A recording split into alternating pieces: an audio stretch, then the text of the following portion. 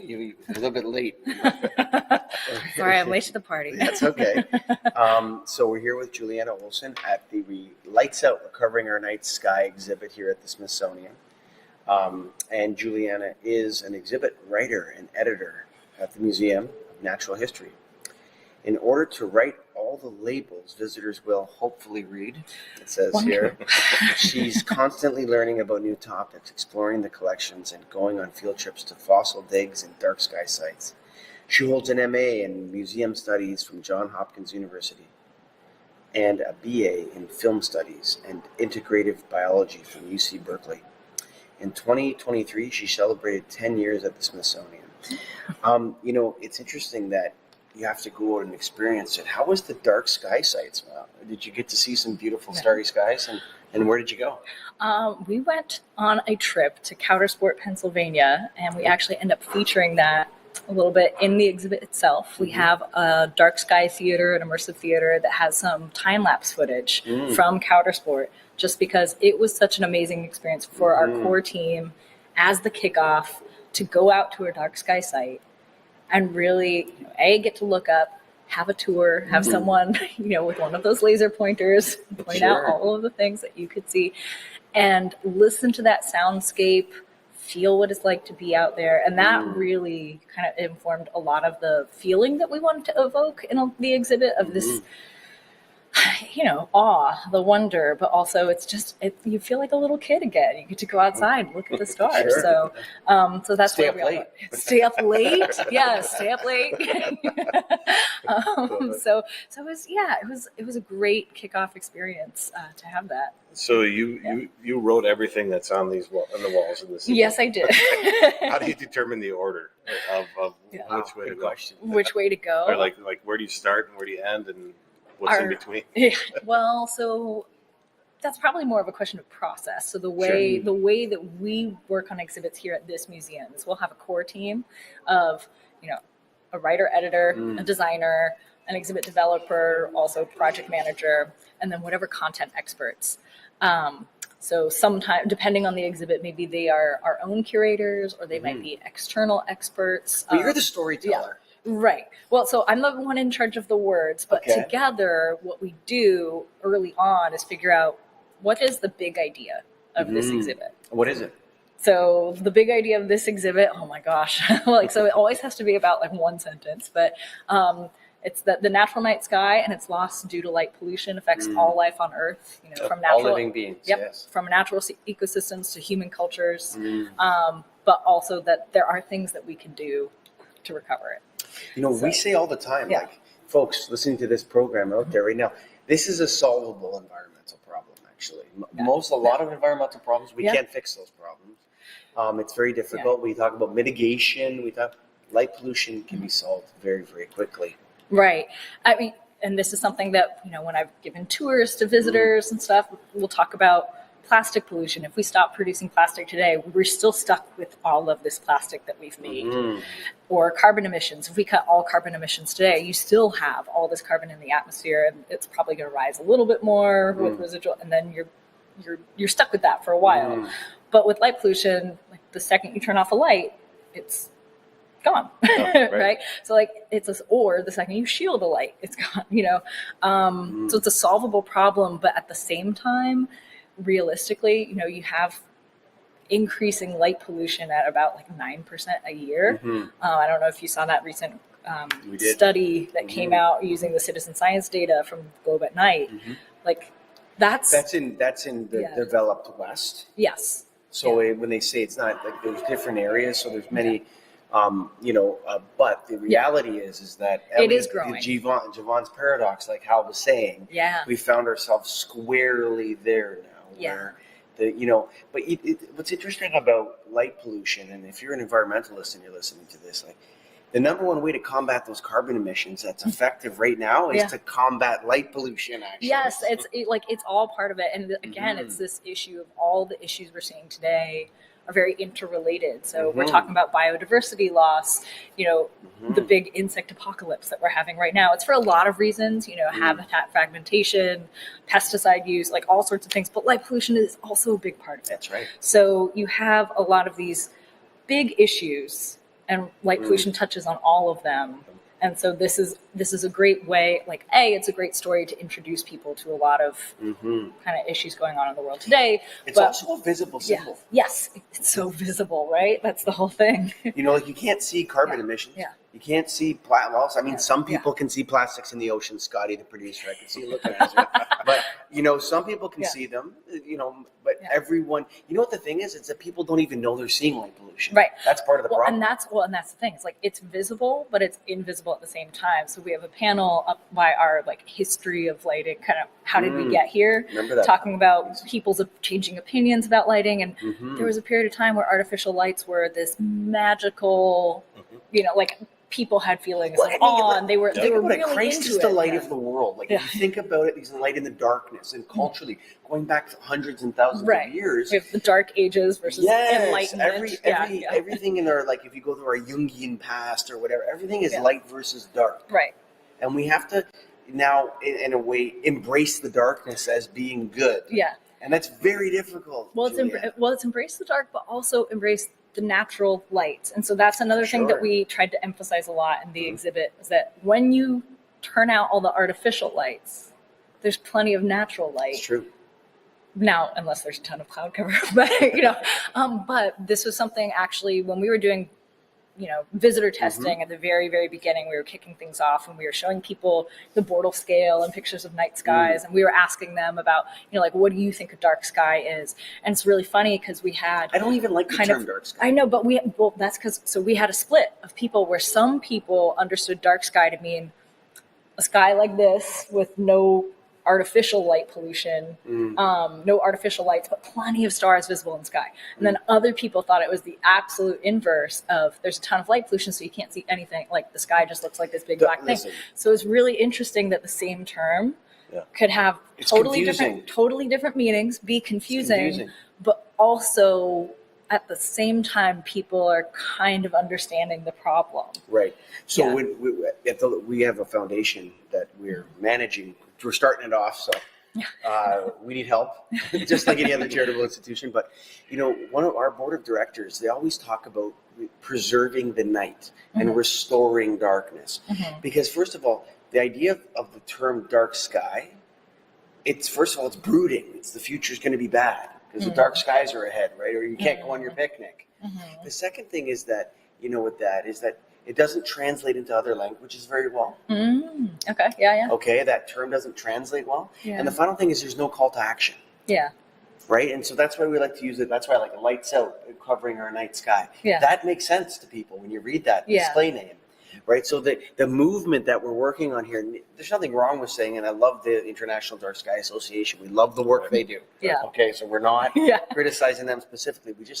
I think that new words, and you're a wordsmith, like lights out, recovering our night sky, that resonates with people right away. They know what you're talking about. Yeah. And I think that's very important. And lights out was also kind of playing on that duality of, it's both the solution, right? Like turn off your lights, but it's also talking about this problem of the natural lights, all the starlight is going out, right? You can't see it anymore because of all this artificial light. Tricky. So it played very well. Very well. We only got 1 or 2 visitor reactions of boxing. Lights out. You got knocked out. Okay. Yeah, but I think given the imagery, people immediately get it. What are we talking about? Yeah, and then that's where that word, how you describe things and how then it translates into other languages. Us English speakers, we usually only speak English, right? Whereas people that speak other languages, they usually speak English and another language. Yeah. So, but we have to think about that. When you started this process, this particular exhibit, you did the field trips, you went and saw it. How did you start? What was the first thing that you wrote down? Do you remember? Well, so I remember we had rented an Airbnb. I'm looking at Jill right now. We'd rented an Airbnb. We had the core team there, and we had big kind of poster boards just up in one of the main living room areas, and we're all just sitting there just thinking of different ideas because we'd done a little bit of reading ahead of time. We'd done a little bit of research reading ahead of time. I saw Paul Bogart's books back there. Yes. Or maybe it was in the museum thing. Yes, but yes. Yeah. And we have a couple quotes from him throughout, and we tried to put quotes from a lot of different people and stuff throughout.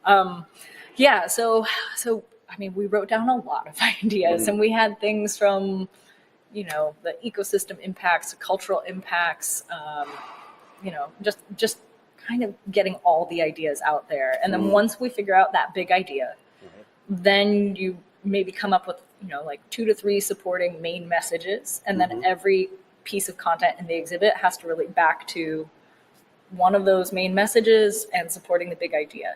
And if it ends up being a little bit off topic, then you have to cut it, right? Or like, even if there's a story that's great, but you don't have room for it because you've prioritized something else. That's the point of an exhibit, though, of like, you're not comprehensive. You're not a book on the history of light pollution, right? Our goal is to introduce people to this topic, get them thinking about it. If they want to learn more, there are resources out there. Like this podcast, you're right? You're letting them dabble in different areas. Exactly.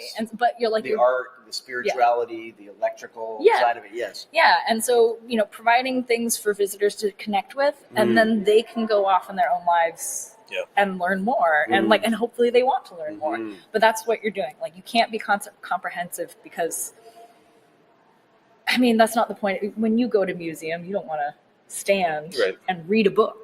Right? Yeah, you want to flow through it. You got your kids. You're holding. You got 2 kids with you. Exactly. And what you see here, you know that it matters. It's in the Smithsonian. Right. And well, and for a lot of our visitors, this is a issue particularly with the Smithsonian. It's like, people are here. This is their one time, maybe in their life, that they're going to come here, and they're hitting up 3 Smithsonian museums in one day. Yeah, it's a lot. You are one museum on their trip, and you are one exhibit within that one museum. Yes. You know, like. And they want to see the megalodon. Right, and they're like, and they're on a time crunch, so you gotta, you know, keep it brief. Yes, and I think that's the whole point. What a wonderful job, Juliana. It must be so. I can think about it like, if I could go back and do it all over again, I think I'd want to be a museum exhibit designer. I really like it because I get to do a deep dive in a topic for a few years. Sure, you get really into it.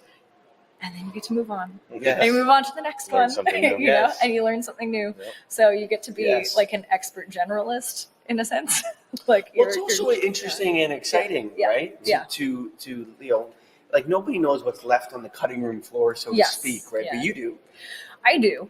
You know, and I have this belief, and I'm going to go way off topic here, Greg, but I think that, you know, if I was to coach people in careers, which I don't do, so nobody listen to me, but I would say, I think you got a 5 to 7 year run in anything, and then you get bored. Yeah. You know, it's like, a lot of people are like, I'm stuck in my job. Well, how many years have you been in your job? 5 years. Yep, you're stuck. You got to do something else. You got to change it up. You got to get a new job. With your job, that cycle is almost naturally. You cycle through these exhibits. I love it. Yeah. So you get to change up what you're learning about and what you're doing, and then of course, like, the field of museums changes, and like, what people are interested in learning about, or the technology, or are thinking about how visitors behave in exhibits will shift, and so you'll try new things. So in this exhibit, we have a few labels that are, you know, dealing with this idea of essential questions. So it's an open-ended question that asks visitors to draw on their own life experiences, and not just be like, hey, we're a museum and we're telling you, like, here's what to do and here's the final word on anything. Like, you're trying to really get the visitor to engage. And so that's something that we've been testing out a little bit here too. So this exhibit, we got to try to do that more than we've done in other exhibits. So it's good.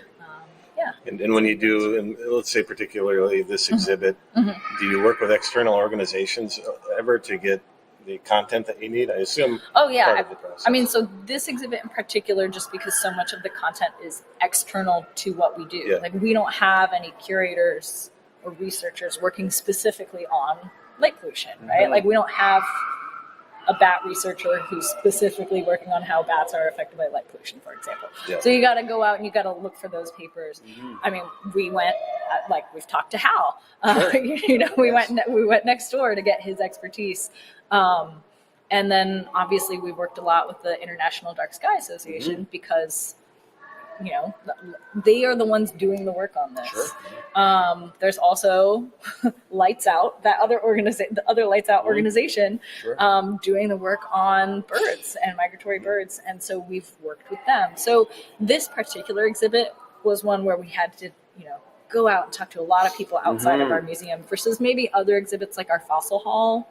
Like that's working with our own researchers, our own curators. You have your own Yeah. PhD people that are digging. Actually, you can see them, folks. If you come down here, they actually have a display where you walk by and the people are working on the fossils right there in front of you. That's really cool, actually. I really enjoyed that when I was here, when I saw that. So, yes. Juliana, is there any final thoughts you have for those out on the live stream listening to this now? Come down to the Smithsonian. Let's start with that. Yeah, I would say, I don't know what it's that issue of once you see it, you can't unsee it. That's true. Oh, okay. And Jill is reminding me, another outside organization we worked with was The World at Night. Okay. So this group of photographers who go out, like they're the ones who did all of this night sky astrophotography. Wow. And so working with them was key because we need images to pull off an exhibit, right? This one started as a photo show. We were told, just do a photo show. And of course, Jill and I turned it into a photo show plus.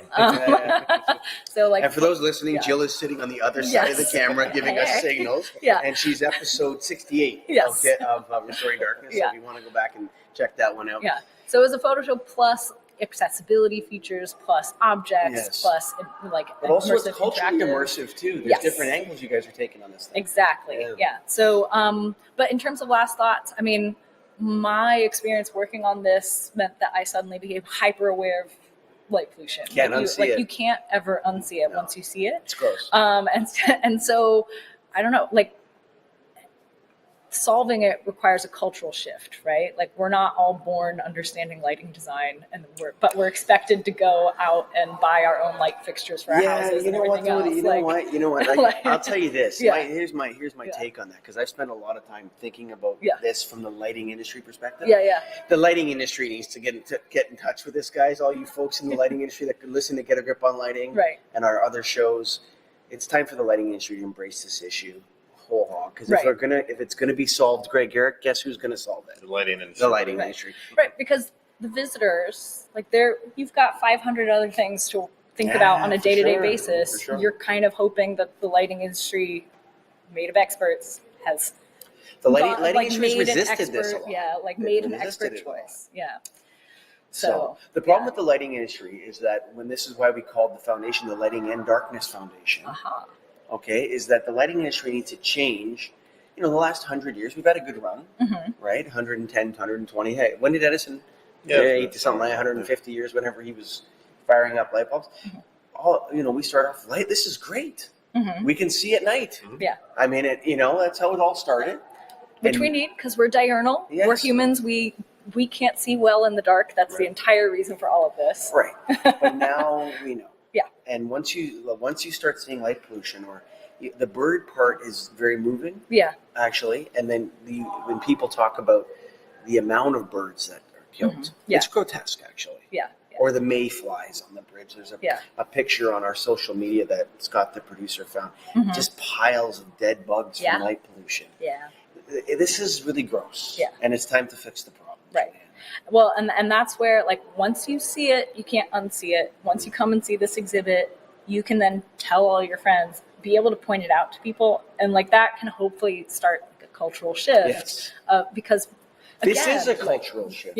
Just having this in the Smithsonian is a cultural. It's like a signal that the culture is moving in this direction. People at the museum here that are meant to, record, define the issues of our time, have put together this exhibit. And how amazing is that, Greg? It's the best. Yes. I mean, because that's what, hopefully we're here as a resource for visitors. And if these are the types of issues that our visitors are thinking about, we want to make sure that our content reflects that, and that we're not just saying, but you also lead it in a way too. True. You're also leading it. You're saying this is something to think about, guys. Right. As well. Well, and that's what we can do. Like, we can go to the experts. We can go to HAL. We can talk to other organizations. We can convene this conversation. Yes, that's what we can convene the conversation, but it's also there to reflect something that people are grappling with. Yes. Right? And so, like, we're trying to do this because it's part of the conversation that everyone's having, or should be having. Well, Juliana, thank you so much for joining us today and for building this exhibit with Jill and all the other people at the Smithsonian. Folks, if you're listening to this, come on down. Get down to DC at some point. Like Jill said, you may only do it once in your life. Yeah. It's true. And you may only come down here, but while you're here, check out the Lights Out Recovering Our Night Sky exhibit. Yeah. Thank you for listening. Thank you.